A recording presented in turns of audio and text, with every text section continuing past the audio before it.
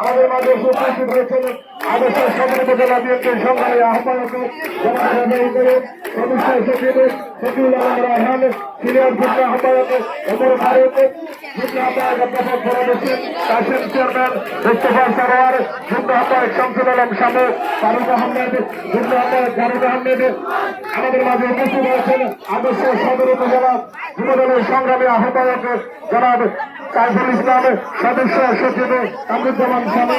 ইতিমধ্যে আমাদের মাঝে এসে উপস্থিত হয়েছেন বাংলাদেশ জাতীয়তাবাদী ছাত্রদল কুমিল্লা দক্ষিণ জেলার ছাত্রদলের বিপ্লবী সভাপতি কাজী জুবাইর আলম নেতৃত্বে তিনি ছিলেন আমাদের মাঝে এসে উপস্থিত হয়েছেন।